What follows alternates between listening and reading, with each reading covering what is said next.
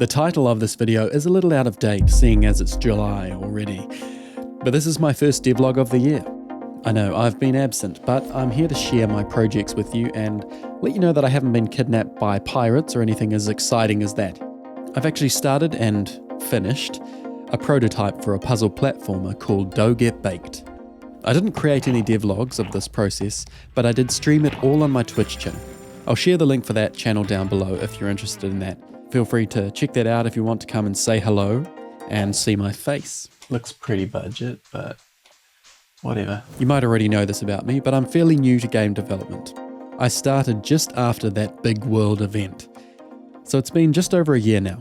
I try to make each new project a learning experience, so they need to push me into some unknown ground. With Doe Get Baked, I set myself the challenge to not do any artwork and just use Unity's inbuilt shapes. This might not seem like a challenge, but it meant that I had to focus all my efforts on the programming and gameplay. I can quite easily sink hours and hours into the arty stuff, which isn't helping me improve my coding skills. And it's sort of like eating dessert before dinner. But as I said, I've more or less finished that project. You can check it out for free on my itch page. Right now though, I'm at the beginning stages of a new project called Universal Remote Man. In this game, you play as a universal remote. Eventually there will be enemies. Instead of fighting those enemies with a conventional weapon, however, you will need to defeat them by controlling various environmental electronics. Currently there is just simple movement mechanics in place, and the ability to turn on and off these desk fans.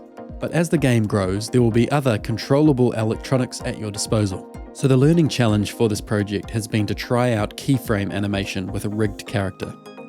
Until now, I've only done frame-by-frame animations, which was fun, kind of cute, but it's also very limiting. It locks you into a set frame rate and doesn't allow for animation transitions and things like that. I knew eventually I'd have to learn how to rig a character with a skeleton and do keyframe animation. The rigging and animation part went by without too much fuss, and I really love the result of blending and transitioning different animations. It's super smooth. The trouble for me has come with handling those animations, creating a solid animation controller and triggering it all from code. What you see now is the third iteration of my animation controller. The final result has been almost identical every time, but under the hood have been some dramatic improvements. I've gone from a terrifying spider web of doom to a somewhat frightening stack of despair. I've tried to implement some principles to keep the controller under control. Things like a shared entry and exit on substates. For instance, like what we've got here, if we become airborne, we will always exit this airborne substate via either a soft or a hard landing. But that's all I'm going to go to on this game for now. To finish, here's a quick life update for those interested. This was my daughter last time I made a video. Hi. And this is her now. Time has flown. My family and I have settled in a new city. We've decided to build a brand new home, so we're renting for now, and we are expecting our house to be ready to move into by this time next year. Hopefully. I'm working remotely and also doing a full day of game development most weeks, which is fantastic. I stream development almost every Friday, New Zealand time. I wouldn't say things are perfect here. I've been working on this problem for, like 4 hours now.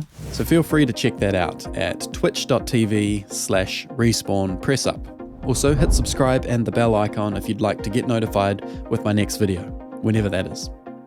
Bye for now.